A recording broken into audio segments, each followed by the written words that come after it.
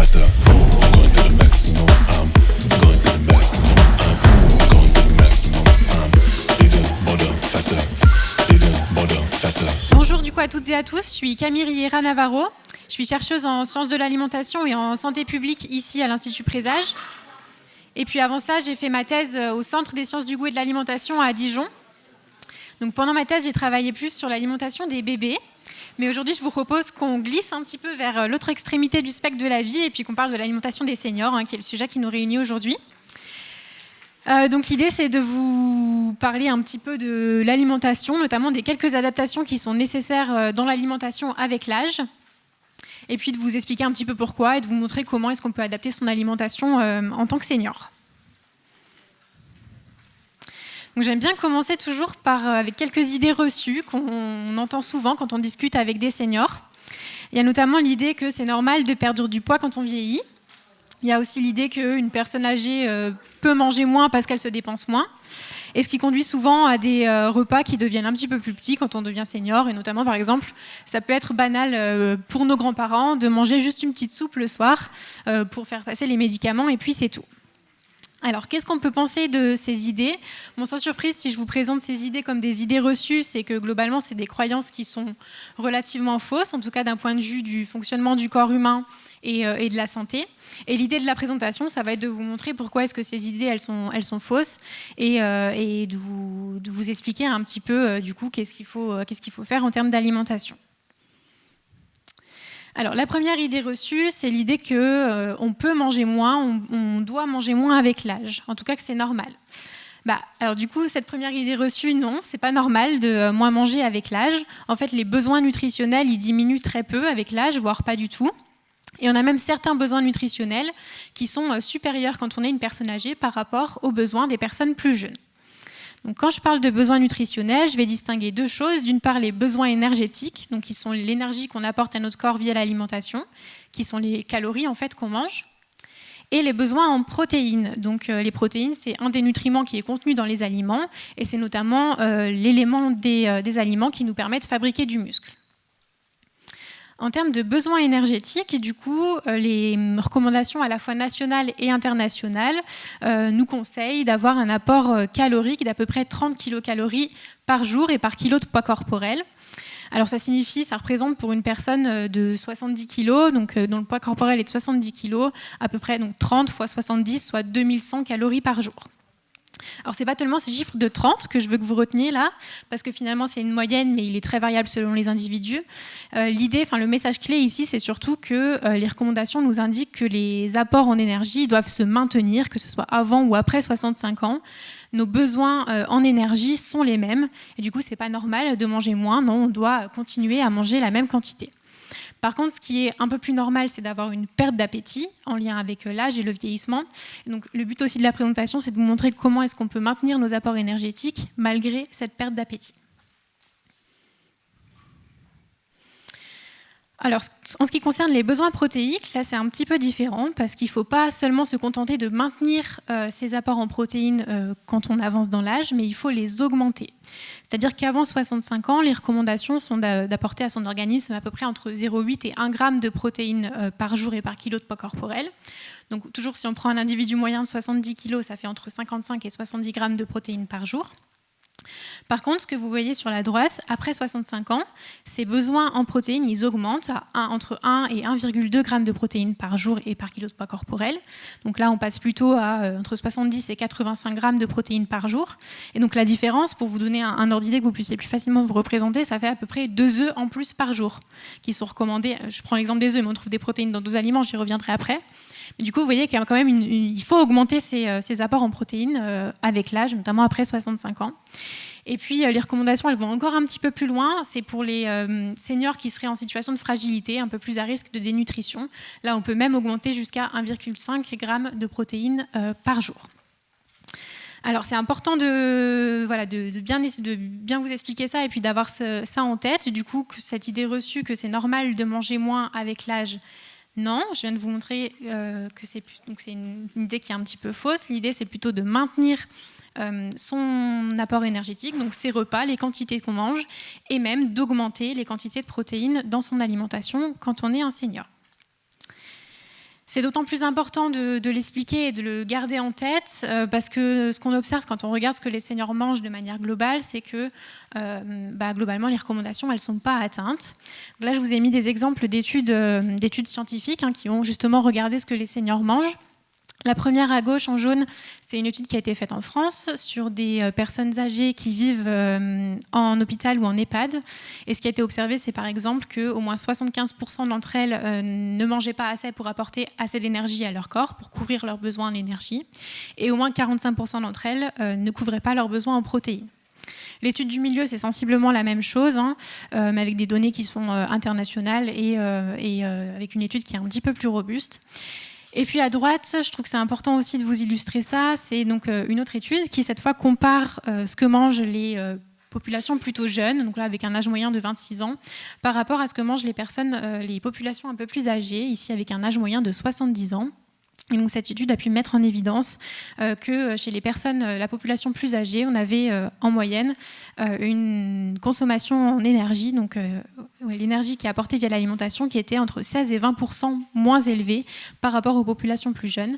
Alors que je vous l'ai montré juste avant, normalement, en théorie, si on peut couvrir les besoins nutritionnels, il faudrait rester équivalent entre quand on est jeune et quand on est un petit peu plus vieux. Donc il y a vraiment un décalage finalement entre nos besoins nutritionnels et les apports nutritionnels qu'on a quand on est une personne âgée. Alors ça peut s'expliquer déjà d'une part en lien avec ces un peu idées reçues, en tout cas ces croyances qu'on a que c'est normal de manger moins. Ça peut s'expliquer aussi par d'autres raisons. Et notamment, il y a tout un tas de facteurs qui font qui sont liés au vieillissement, qui sont normaux, qu'on dit physiologiques. C'est quand on vieillit, chez tout le monde, il y a des petites choses qui se modifient dans le corps humain, dans le fonctionnement de l'organisme, et qui font d'une part qu'on peut perdre un petit peu l'appétit, j'ai commencé à vous en parler, et d'autre part que manger peut devenir difficile. Et donc, parmi ces facteurs, je voulais commencer par vous illustrer un de ces premiers facteurs, qui est ce qu'on appelle les troubles bucco-dentaires. Et donc, par exemple, on sait que quand on avance dans l'âge, on peut perdre un petit peu des dents, avoir la bouche qui devient un petit peu plus sèche, par exemple, ou avoir des appareils mais qui ne sont pas toujours super adaptés. Et donc du coup, pour vous illustrer un peu l'impact de ces troubles bucco-dentaires sur l'alimentation, ici, ce qui a été fait, c'est qu'il y a des femmes et des hommes qui avaient plus de 65 ans et à qui on a demandé de mâcher une carotte et puis de la recracher au moment où ils se sentent prêts à l'avaler. Ce que vous voyez donc en 1 tout en haut à gauche, c'est une personne qui avait globalement pas de troubles bucco-dentaires, donc un nombre de dents suffisant, en tout cas pas mal aussi d'unités, ce qu'on appelle les unités fonctionnelles post-canine, donc de dents en correspondance qui permettent de mâcher correctement. Et plus on s'éloigne du 1 et on va vers le 6, plus les personnes avaient, moins elles avaient de dents et d'unités fonctionnelles pour mâcher. Donc plus la mastication était difficile. Et donc ce que vous voyez ici, c'était pour vous illustrer que quand on s'éloigne du profil idéal où on a une bonne santé bucco-dentaire, et finalement, alors d'une part, le temps de mastication, donc le temps pour mâcher, il devient de plus en plus long. Vous voyez qu'on passe de 11 secondes à 44, 79 secondes. Donc vraiment, ce temps, il s'allonge. Et la deuxième chose, c'est que les morceaux de carotte, vous le voyez très bien ici, je trouve que c'est très bien illustré, ils sont de plus en plus gros et donc du coup, ils deviennent difficiles à avaler et entraînent aussi des risques de fausse route. Donc ici, c'était pour illustrer que ces troubles bucco-dentaires, ils peuvent rendre difficile l'alimentation, tout simplement parce que ça devient difficile de mâcher, ça prend du temps, ça prend de l'énergie et en plus, ça va être associé à des sensations un peu désagréables parce que c'est très désagréable d'avaler des morceaux qui sont gros, comme la carotte, et qui peuvent entraîner des risques de fausse route. Il y avait une question, je crois, ou une remarque ? Donc c'est ce que je vous disais, c'était les unités fonctionnelles post-canines, donc c'est globalement les dents en correspondance qui permettent de bien mâcher, quoi. Oui, effectivement, c'était pas expliqué, vous avez fait bien de le préciser. Donc voilà, pour illustrer un des facteurs, parmi les autres facteurs, au-delà des troubles bucco-dentaires, il y en a vraiment un grand nombre, je ne vais pas tous les citer. Il y a par exemple celui de la polymédication que vous voyez en bas à droite, qui est en fait en lien, plus on vieillit et plus on est à risque d'avoir des maladies, notamment des maladies chroniques, et du coup à prendre un certain nombre de traitements, souvent cumulés. Et c'est ce qu'on appelle la polymédication. Et cette polymédication, elle participe notamment, par exemple, à certains symptômes, comme celui de rendre la bouche sèche, mais aussi d'entraîner des troubles de la digestion, ou aussi altérer la perception du goût. Et tous ces éléments-là font que y a moins de plaisir à manger. Quand on a mal au ventre après manger, quand on perçoit moins le goût des aliments, on a moins de plaisir à manger. Et donc forcément, ça peut expliquer aussi que les seniors, de manière très insidieuse, très progressive, en lien avec ces facteurs qui sont normaux du vieillissement, soient amenés à manger un petit peu moins. Parmi les autres facteurs, je ne voulais vraiment pas tous les citer, mais peut-être qu'on peut parler aussi des facteurs plus d'ordre psychologique, notamment quand on a la perte d'un conjoint, ça peut créer un stress, le sentiment de solitude, ça peut conduire aussi à la dépression. En tout cas, ça perturbe les habitudes, les routines. On sait que les repas, c'est quelque chose de très routinier, et donc ça peut perturber ces routines liées au repas, ce plaisir de cuisiner, ce plaisir de manger, et aussi amener, par exemple, à manger moins quand on est senior. Voilà. Du coup, il y a vraiment tout un tas de changements physiologiques qui expliquent en fait finalement que les seniors, de manière assez naturelle, sont amenés à manger moins. Et du coup, ce qui est important de dire, c'est que c'est typique de manger moins plus on avance dans l'âge, mais par contre, il ne faut pas s'y résigner.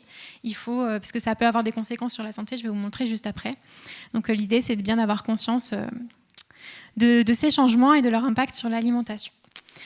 Alors, pour vous parler un petit peu plus de la perte d'appétit, je vous l'ai dit, le vieillissement s'accompagne souvent d'une perte d'appétit, notamment chez les seniors, on observe un certain nombre d'entre eux qui ont des profils plutôt de petits mangeurs, c'est-à-dire qu'ils vont réduire les portions qu'ils mangent. Donc, vous avez illustré ici à gauche une photo avec un repas qui contient des portions entre guillemets normales, et à droite, une photo avec les portions d'un petit mangeur. Vous voyez que les portions, elles sont très réduites. Et c'était pour vous illustrer ici que du coup, quand on est petit mangeur, ce qui est quelque chose de classique quand on est senior, ça devient beaucoup plus difficile d'apporter assez d'énergie et de protéines à son organisme pour couvrir ses besoins nutritionnels. Donc vraiment un problème qui est courant et qui est à prendre en compte. Et donc l'idée, c'était justement de vous montrer comment, après, dans la suite de la présentation, comment est-ce qu'on peut arriver à quand même essayer de couvrir ses besoins en énergie et en protéines malgré cette perte d'appétit et ce profil de petit mangeur. Alors, cette perte d'appétit et le fait de manger pas suffisamment pour couvrir ses besoins nutritionnels, c'est problématique parce que ça peut avoir des conséquences sur la santé.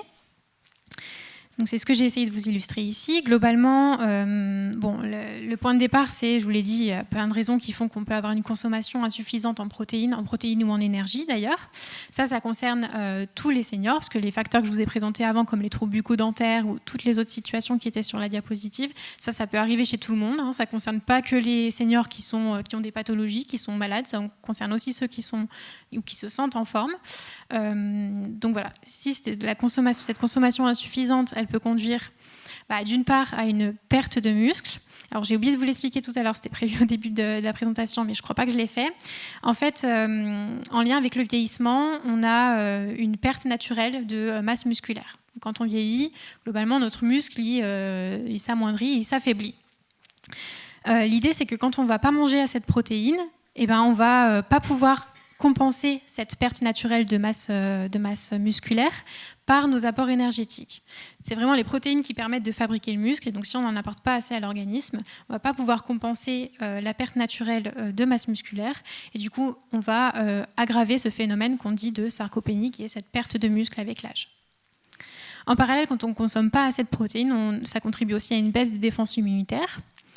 Et donc tout ça, ça va faire qu'on va être plus à risque de faire des chutes, par exemple, que ces chutes elles aient des conséquences un peu plus graves aussi, comme des fractures, par exemple, qu'on soit immobilisé. Ça va aussi conduire à ce qu'on fasse plus d'infections si on a une baisse des défenses immunitaires. Et donc tout ça, ça va contribuer à une diminution de la qualité de vie, à une augmentation de la dépendance. Et ensuite, à ce moment-là, on rentre dans un cercle un petit peu vicieux, parce que quand on est dépendant, on a aussi moins d'appétit, puisqu'on a moins de capacité de se préparer ses repas, de manger tout seul, et donc on prend moins de plaisir en fait finalement au repas, on dépense aussi moins d'énergie, donc on a moins d'appétit, donc finalement on revient au tout début de la boucle où on a une consommation insuffisante en énergie et en protéines. Et donc ce cercle vicieux, c'est ce qu'on appelle la dénutrition. Ici, c'était pour vous illustrer un petit peu différemment ce que c'est la dénutrition. Globalement, c'est un déséquilibre entre les apports en énergie, donc via l'alimentation, et nos dépenses qui correspondent aux besoins de notre organisme. Donc, je voulais vous les expliquer un petit peu plus facilement avec l'image de la voiture. Globalement, si on considère que notre organisme, c'est une voiture, la fonction de la voiture, c'est de rouler, d'avancer. Nous, notre organisme, sa fonction, c'est d'une part d'assurer le métabolisme basal, donc le fonctionnement de nos organes pour nous maintenir en vie. Et puis d'assurer ce qu'on appelle la thermorégulation, c'est-à-dire le maintien de notre température corporelle, qui est aussi essentielle à notre survie. Une des autres fonctions, ça va être de pouvoir nous permettre de faire de l'activité physique, dont on vient de parler juste avant, et donc notamment d'assurer un certain nombre de mouvements, et puis surtout les activités de la vie quotidienne, et aussi nos activités sportives si on en a. Du coup, alors excusez-moi. Voilà, on en était là. Du coup, surtout, si on reste sur l'image de la voiture, notre alimentation, ça va correspondre au carburant qu'on met dans la voiture pour le faire fonctionner. Globalement, quand on mange, on apporte de l'énergie à notre organisme via la digestion. On apporte et de l'énergie et des nutriments. Et finalement, si on n'apporte pas assez d'énergie et de nutriments à notre organisme, c'est-à-dire si on ne mange pas assez, eh ben on va avoir nos apports qui vont être insuffisants par rapport à nos besoins, par rapport à nos dépenses. Donc on va avoir un rendement qui est moindre et jusqu'à, in fine, arriver à épuiser un petit peu l'organisme qui puise dans ses réserves jusqu'à que le réservoir soit vide. Donc c'était un petit peu pour vous illustrer différemment avec le schéma de la voiture ce que c'est que la dénutrition. Alors, c'est un phénomène qui est assez courant, puisque chez les personnes qui vivent à la maison et qui globalement sont autonomes, chez les seniors qui vivent à la maison et qui sont autonomes, ça représente à peu près 1 personne sur 10. 5 personnes sur 10 chez les seniors qui sont dépendants, donc c'est ceux qui vivent plutôt en institution, par exemple en maison de retraite. Et puis jusqu'à 7 personnes sur 10, donc vraiment beaucoup de seniors parmi ceux qui vivent à l'hôpital, qui sont hospitalisés. Donc c'était pour vous montrer que c'est un phénomène qu'on ne voit pas, parce que c'est invisible la dénutrition, mais ça touche quand même relativement beaucoup de personnes. Ensuite, je vous ai parlé du fait que ça avait des conséquences négatives sur la santé. Je vous l'ai montré juste avant avec le schéma. On arrivait à des chutes, des fractures, et puis une diminution de la qualité de vie, une augmentation de la dépendance. L'idée, c'est que cette dénutrition, elle va conduire justement à des conséquences sur la santé qui au début restent réversibles, par exemple les infections, on peut les soigner, etc., mais qui progressivement vont aller vers des conséquences qui sont de moins en moins réversibles, qui deviennent irréversibles, et c'est comme ça aussi qu'on rentre dans ce cercle vicieux de la dénutrition. Donc, si je vous présente tout ça, c'est pas pour vous déprimer, c'est d'une part pour insister sur l'importance de prévenir cette dénutrition, c'est-à-dire d'agir pour qu'on ne commence pas à rentrer dans ce cercle vicieux de la dénutrition. C'est ce que j'ai mis ici. Et puis c'est aussi et surtout pour vous dire que la dénutrition, c'est évitable, donc c'est pas une fatalité, et on peut mettre en place des choses pour éviter de se retrouver dénutri. Et du coup, l'idée, c'est de vous montrer comment est-ce qu'on peut adapter son alimentation pour prévenir cette dénutrition. Alors, la première chose, et j'en ai déjà un petit peu parlé, c'est évidemment de déconstruire les idées reçues.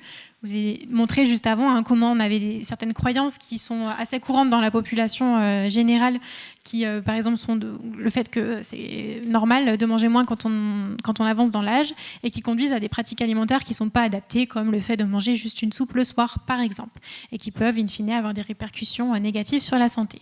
Et l'idée, c'est d'en parler pour essayer de déconstruire ces idées reçues, d'apporter des connaissances comme on fait aujourd'hui ici, pour déconstruire ces croyances. Et puis, on peut aussi aller donc sensibiliser et en parallèle apporter des conseils diététiques pour modifier un petit peu les pratiques alimentaires et les faire se modifier vers des pratiques alimentaires qui sont un petit peu plus adaptées. Donc, on va y venir juste après. Donc, premier message, vraiment, lutter contre ces idées reçues. Je vous les ai remises ici pour vous préciser du coup qu'elles étaient fausses, entre guillemets, d'un point de vue de santé, en tout cas qu'il faut essayer de les déconstruire. Alors encore une fois, je suis allée trop vite, je m'excuse. Voilà. Donc l'idée d'après, c'était, évidemment, je pense que je vous l'ai dit et redit, quand on avance dans l'âge, il ne faut pas manger moins, il faut manger plus, au moins autant, en tout cas en quantité pour l'énergie, et il faut manger plus, surtout des protéines. Alors, où est-ce qu'on trouve les protéines ? Les protéines, on les trouve dans différents types d'aliments. Assez classiquement, on pense aux viandes, aux poissons, aux œufs, qui sont donc dans la catégorie des protéines animales, sur la gauche. Il y a aussi les produits laitiers, qui sont riches en protéines, donc les fromages, les yaourts, les fromages blancs.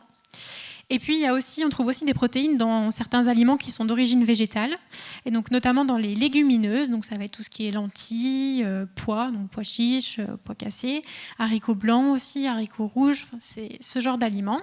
On les trouve aussi dans les oléagineux, donc ça c'est tout ce qui est noix, noisettes, amandes, etc. Dans certaines céréales, comme l'épeautre et le quinoa. Et puis voilà, dans d'autres sources d'aliments qui sont peut-être un petit peu moins courantes et que je vais passer du coup. Alors, l'idée, du coup, maintenant, c'est que maintenant qu'on sait tout ça, c'est comment est-ce qu'on fait pour arriver à couvrir ses besoins nutritionnels et ses besoins en énergie, malgré la perte d'appétit quand on est senior. Il va falloir, du coup, trouver des stratégies pour adapter son alimentation et faire ce qu'on appelle, aller un petit peu l'enrichir en énergie et en protéines. Une des premières stratégies, ça peut être d'adapter ses repas, c'est-à-dire à l'échelle de la journée, aller ajouter des collations. Ça peut être par exemple le matin, ça peut être l'après-midi, ça peut être aussi, on y pense moins, le soir, surtout quand on mange tôt. Et quelques heures après le repas, par exemple à 21h, on peut faire une petite collation. Par exemple, donc, l'idée dans la collation, c'est évidemment d'ajouter des aliments qui sont riches en protéines. Ça peut être par exemple un produit laitier. Et puis d'autres types d'aliments, j'y reviendrai juste après. Cette stratégie, elle convient bien à un certain nombre de personnes, mais elle a quelques inconvénients, c'est qu'elle peut un petit peu couper la faim sur les repas suivants, c'est-à-dire quand on fait une collation, on a un petit peu moins faim sur le repas suivant, et ça a un effet un peu du coup contre-productif, parce que quand même ce qu'on cherche à encourager, c'est de manger des repas suffisants, et c'est quand même très important de garder les repas et la variété qu'il y a au sein des repas. Donc ça peut être une stratégie adaptée si ça ne réduit pas la faim sur les autres repas. Néanmoins, il faudra plutôt se tourner vers une autre stratégie si on observe que ça coupe la faim sur le repas suivant. Alors, une autre stratégie, du coup, ça peut être d'adapter les menus au sein d'un repas, notamment ajouter un aliment qui est riche en protéines, en plus de son repas habituel. Donc, ce qui est illustré ici, c'est, vous voyez, une petite portion de fromage en plus des autres composantes du repas. Et une autre stratégie encore, ça peut être d'aller ajouter des aliments riches en protéines dans une composante du repas qu'on avait prévu. Donc, par exemple, ajouter des jambons dans une salade. Ça peut être, j'ai pas d'idées comme ça qui me viennent, mais ajouter ici, sur la stratégie d'avant, sur l'adaptation des menus, ça pouvait être aussi ajouter une entrée riche en protéines, donc des sardines, du thon, ajouter un œuf. Voilà. On peut imaginer plein de choses tant que ça nous convient. Sur les aliments, du coup, évidemment, ça va être beaucoup plus simple et naturel d'aller ajouter dans son alimentation des aliments qu'on a l'habitude de manger et qu'on a dans nos placards. On va plutôt se tourner vers les aliments que je vous ai montrés avec les protéines d'origine végétale et animale. Ça, c'est des aliments qu'on a plutôt l'habitude en général de manger. Néanmoins, quand ça ne suffit pas, il y a aussi d'autres solutions.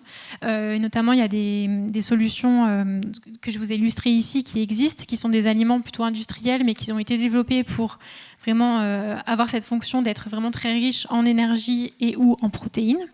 Donc il y a par exemple les compléments nutritionnels oraux qui sont plutôt sous forme de boissons sucrées ou de crème en général.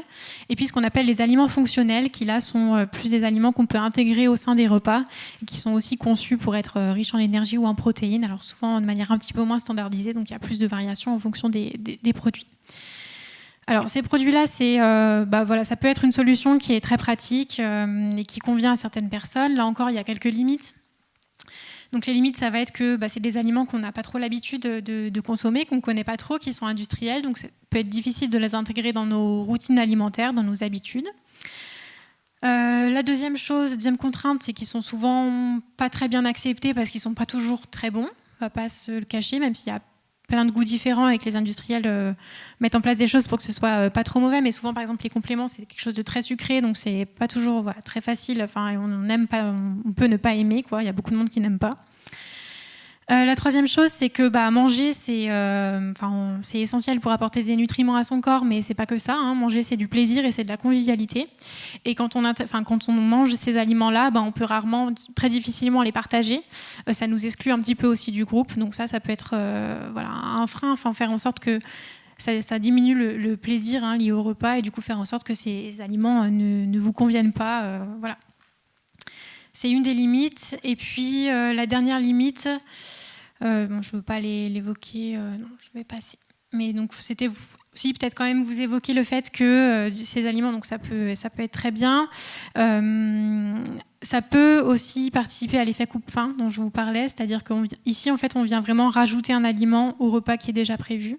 Donc, on doit manger des quantités supplémentaires. Et c'est ça qui participe à cet effet un peu coupe-faim. Du coup, pour éviter cet effet-là et toutes les autres contraintes liées à ces produits que je viens de vous présenter, il y a une dernière stratégie qu'on peut employer qui s'appelle la fortification, qui consiste à adapter les ingrédients dans une recette. C'est-à-dire qu'on va garder les recettes et les plats qui nous sont familiers et on va venir les cuisiner un petit peu différemment en ajoutant des aliments qui sont riches en énergie ou riches en protéines. Donc, c'est ce qu'on appelle la fortification alimentaire. En exemple, on peut par exemple citer remplacer l'eau dans une soupe ou dans les crêpes. Dans les crêpes, on met plutôt du lait, mais dans une soupe, par exemple, on peut remplacer l'eau par du lait ou de la crème. Ça peut être ajouter un œuf dans une pâte de quiche, par exemple. Ça peut être peut-être un petit peu plus farfelu, mais rajouter du fromage blanc dans une sauce de salade ou de crudité. Enfin, ce genre de choses. Je vais vous montrer des recettes après, juste après.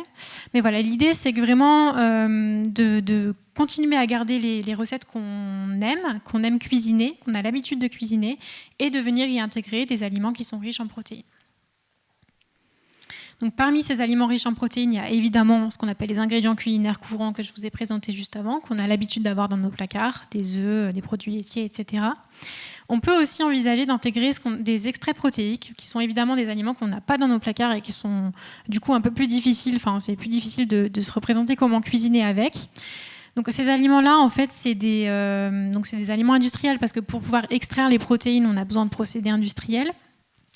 Mais ce n'est pas des aliments ultra transformés, puisque c'est un seul aliment dont on a vraiment enlevé tout le reste et gardé juste les protéines. Donc vous avez des exemples, par exemple les extraits protéiques de protéines de lait ou de soja. Si on prend l'exemple du soja, globalement, ces aliments-là, on a enlevé tout le reste, on a gardé juste les protéines du soja, et du coup ça nous fait un aliment sous forme de poudre qu'on peut aller après intégrer dans nos recettes. Ça, c'est intéressant parce que c'est encore plus riche en protéines que les ingrédients culinaires courants. Donc ça permet d'apporter encore plus de protéines au corps. Et donc à partir de ces différents aliments, à la fois les extraits protéiques, mais aussi les ingrédients culinaires courants, donc il y a des recettes qui peuvent être développées, qui seront fortifiées soit en énergie, soit en protéines. C'est ce qu'ont fait des collègues quand je faisais ma thèse à Dijon, donc des collègues dijonnais qui ont travaillé en collaboration avec des chefs cuisiniers. Et qui ont du coup développé des recettes fortifiées, et qui n'ont pas fait que les développer, qui ont aussi après cherché à voir leur goût, si c'était facile à cuisiner, etc. Donc c'est ce dont je vais vous parler maintenant. Donc pour vous donner des exemples de recettes fortifiées, c'était par exemple de la soupe de carottes dans laquelle on avait rajouté de la poudre d'amande et l'isolat de lait, donc c'est l'extrait protéique de la poudre de lait.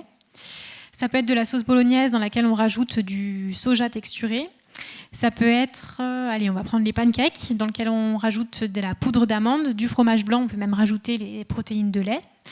Enfin voilà, donc tout un tas d'exemples de recettes. L'idée, c'est que ces recettes, elles apportent à peu près en moyenne entre 250 et 300 calories supplémentaires par portion, ou entre 10 et 15 grammes de protéines supplémentaires par portion. Donc c'est quand même assez significatif, surtout sur une journée, si on arrive à fortifier une ou deux recettes. Pour les petits mangeurs, c'est très intéressant parce qu'on n'a pas besoin d'augmenter les portions qu'on mange. En fait, on mange directement la même quantité, mais il y a plus de protéines ou plus d'énergie dedans. Donc je vous disais que les collègues de Dijon ont essayé d'évaluer un peu comment ces recettes étaient perçues, si elles étaient bonnes au goût notamment, si elles étaient faciles à réaliser. Globalement, on se rend compte que ces recettes fortifiées, évidemment, ça a un petit impact sur la texture, donc elles sont plus denses, parfois plus épaisses, vu qu'on vient rajouter des choses dedans. Elles sont parfois aussi perçues comme un petit peu plus granuleuses ou farineuses. Néanmoins, elles sont très très bien appréciées. Vous voyez, je vous ai mis en bas à droite le graphique avec les notes d'appréciation pour les différentes recettes. Donc sur une échelle de 1 à 7, globalement, les recettes, elles étaient appréciées autour de 5,5, 6 sur 7, ce qui est globalement très bien. Et surtout, ce qui était important, c'est que ces notes, elles n'étaient pas différentes de celles des recettes standards non fortifiées. C'est-à-dire qu'une purée fortifiée, globalement, elle avait à peu près la même note d'appréciation. Donc les gens l'aimaient autant qu'une purée qui est non fortifiée, standard. Voilà, un avantage de ces recettes fortifiées, c'est qu'elles sont flexibles, c'est-à-dire qu'on peut, si on a l'habitude de faire la recette de la purée un petit peu différemment, on peut venir la modifier et la faire comme on a l'habitude. Et c'est aussi bien adaptable à nos préférences individuelles, à nos goûts, c'est-à-dire que si on n'aime pas un ingrédient de la recette, on peut le remplacer assez facilement. Voilà. Globalement, je ne vais pas vous refaire la justification, je pense que vous en avez parlé, mais c'était pour vous dire que ces recettes fortifiées, elles permettent d'augmenter notre apport nutritionnel, donc de venir vraiment combler ce décalage qu'on a un peu naturellement entre nos apports énergétiques et nos besoins énergétiques quand on est senior. Donc venir combler ce décalage et venir augmenter les apports en énergie et en protéines. Encore mieux quand on arrive à combiner ces recettes fortifiées avec de l'exercice physique. Notamment ici, ce qui était fait, c'était des recettes fortifiées étaient proposées à des personnes à des seniors sur une période de 3 mois. Et en parallèle, il leur était également proposé un programme de renforcement musculaire, donc des exercices. Et quand on cumule les deux, ce qu'on voit, c'est qu'on arrive vraiment à venir participer à prévenir la perte de poids corporel qu'on a quand on est un senior et surtout augmenter la masse musculaire. Donc je disais tout à l'heure, de manière naturelle, quand on est senior, notre masse musculaire elle diminue, c'est la sarcopénie. Et bien là, en venant utiliser des recettes fortifiées plus du renforcement musculaire, on arrive à prévenir cette sarcopénie en faisant en sorte que les seniors ne diminuent pas leur masse musculaire, mais au contraire arrivent même à l'augmenter un petit peu, ce qui est quand même assez chouette. Voilà, je voulais vous dire autre chose, mais j'ai oublié. C'est pas grave, ça reviendra peut-être. Bon, là, je vous ai parlé beaucoup du coup d'enrichissement, c'est-à-dire arriver à faire en sorte que nos repas contiennent assez de protéines et d'énergie.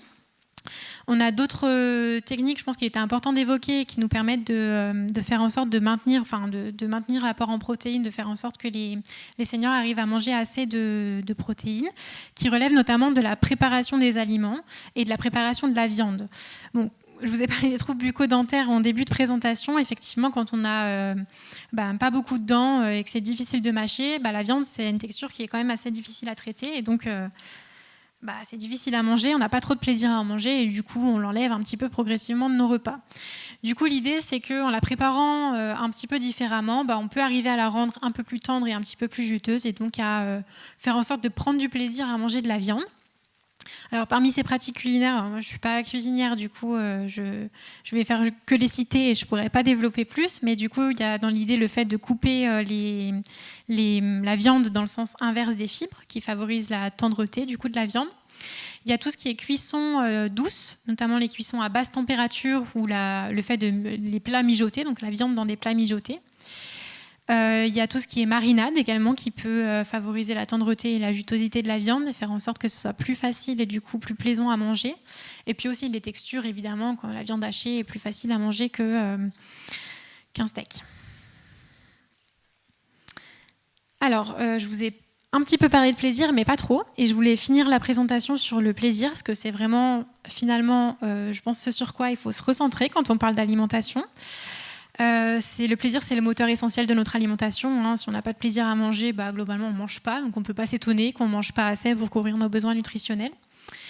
Et du coup, je pense que c'est important de garder en tête que nos repas, c'est important qu'ils soient à la fois bons à imaginer, bons à regarder et bons à manger. Donc, qu'ils puissent nous satisfaire dans différentes dimensions sensorielles, notamment à la fois gustatives et visuelles.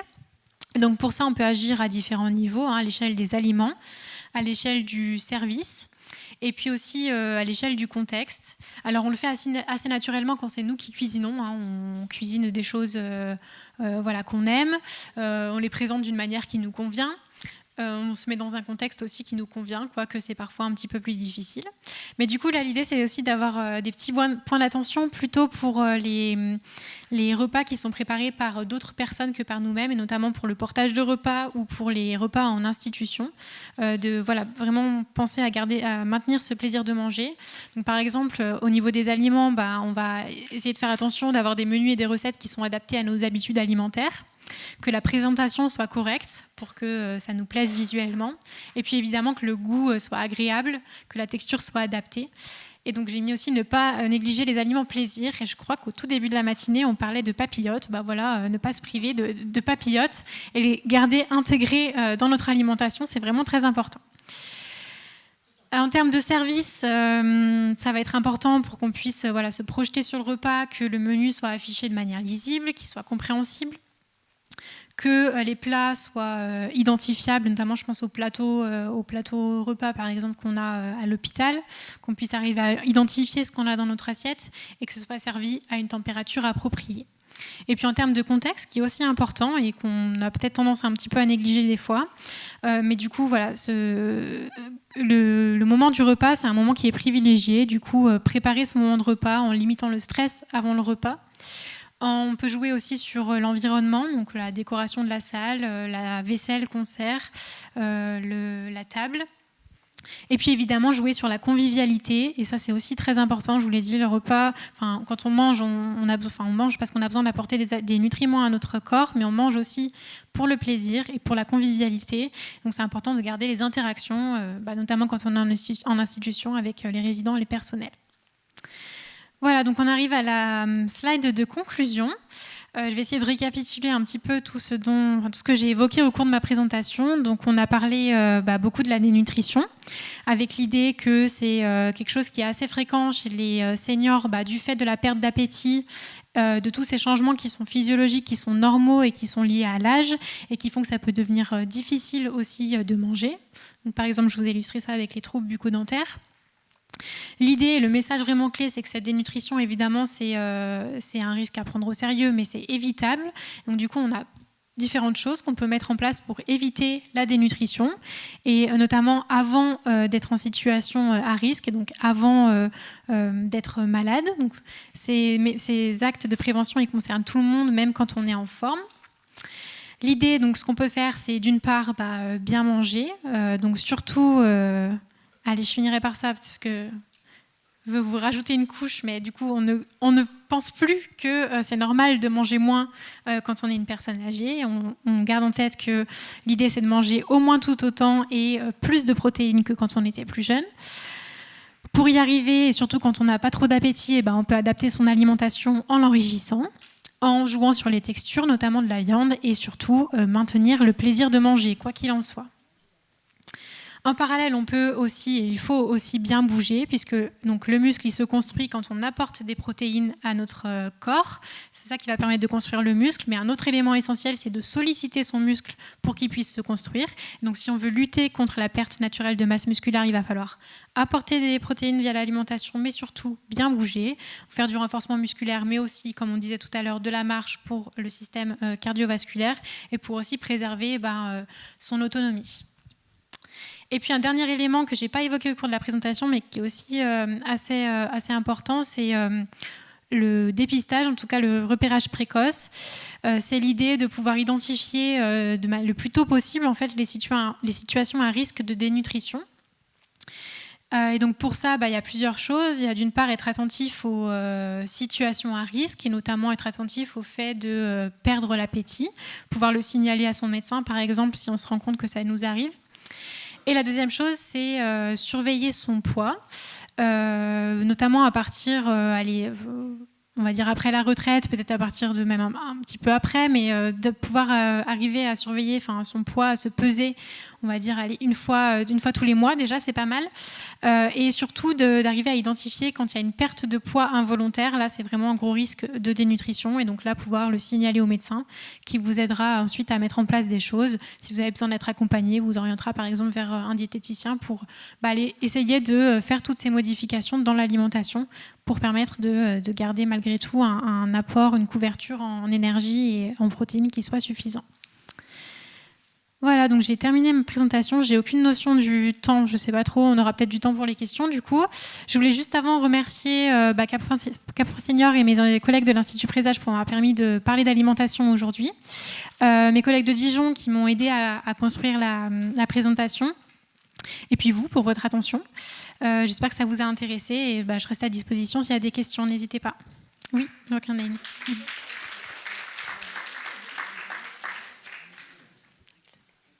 Je crois qu'on est en train de chercher un micro.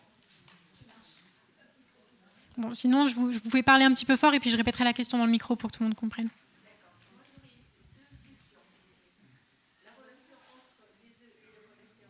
Ouais.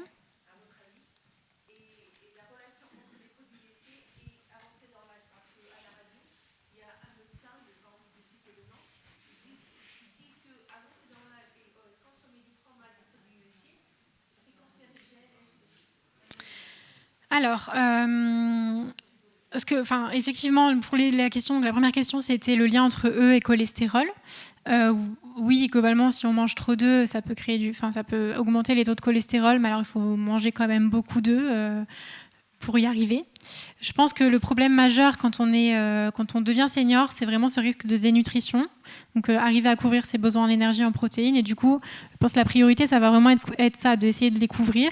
Si ça passe par manger un petit peu plus d'œufs, je ne pense pas que ce soit problématique. Après, évidemment, à voir avec le médecin aussi, parce que adapter en fonction de la situation, de son taux de cholestérol, etc., ça va être effectivement quelque chose à questionner. On peut aussi, si on a du cholestérol, se tourner vers d'autres stratégies d'enrichissement et pas utiliser les œufs, mais d'autres choses. Voilà, après, je ne suis pas diététicienne et je ne suis pas médecin nutritionniste, donc je ne veux pas donner des conseils vraiment d'ordre médicaux, mais voilà ce que je peux en dire. La deuxième question, c'était sur les produits laitiers. Et du coup, est-ce que vous pouvez me rappeler les produits laitiers et... Ouais.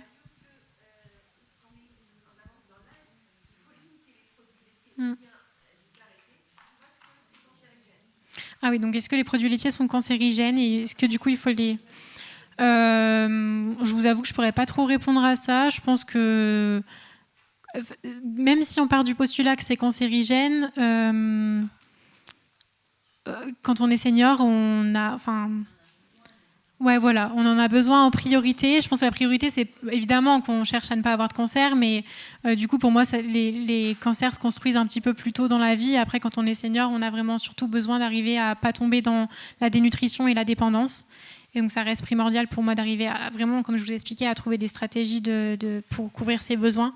Et si ça passe par les produits laitiers, pour moi, il n'y a pas de feu rouge, quoi. Voilà. Oui, merci. Oui, bonjour. Moi, j'ai une insuffisance rénale. À la suite d'un accident de voiture, j'ai qu'un seul rein depuis 50 et quelques années. Donc, les protéines, qu'une fois par jour. Ouais. Ma mère est dans la même situation. Oui, dans ces situations-là, c'est très difficile. Oui, on peut. Pour le coup, là, la condition médicale va primer. Voilà, exactement, c'est le mot que je cherchais. Et dans ce cas-là, oui, il faut respecter. De toute façon, votre corps ne pourra pas faire mieux, pourra pas en traiter plus, et ce sera même délétère. Donc voilà, malheureusement. Bon. Non, parce qu'on s'adresse au plus grand nombre et du coup, on ne parle pas des pathologies spécifiques. Ouais, c'est dommage. Mais... Les steaks végétaux sont-ils considérés comme des aliments fonctionnels à base, ça avait de lentilles, d'épeautres et autres. Pas forcément comme des aliments. Ça pourrait, oui, c'est aussi des substituts de viande. Voilà, c'est ce que je voulais savoir. En tout cas, ils sont très riches en protéines, donc ça peut être une source de protéines donc très bien. On peut les remplacer on peut remplacer la viande par ces produits. Il vaut mieux garder un petit peu de viande. J'aime pas la viande. Voilà, après, si c'est... Moi, je dirais qu'il vaut mieux privilégier la viande, mais et de temps en temps avoir aussi un petit peu d'apport de, par exemple, les steaks végétaux si ça vous convient. Si vous aimez vraiment pas la viande, oui, les steaks végétaux c'est une bonne alternative. Merci. Je vous en prie.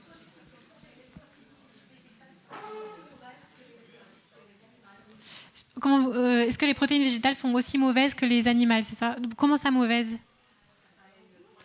Ah, pour le rein ? Ah oui, pour votre pathologie ? Oui, c'est la même chose, c'est les mêmes protéines, oui. Je vous remercie. Je vous propose qu'on conclue. Moi, je vais rester dans les parages. Si vous avez des questions que vous voulez venir me voir, n'hésitez pas.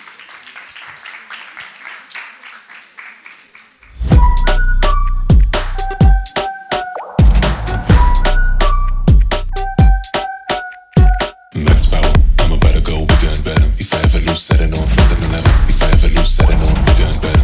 Hitting roller coaster come bigger, bolder, faster. I'm going to the maximum. I'm going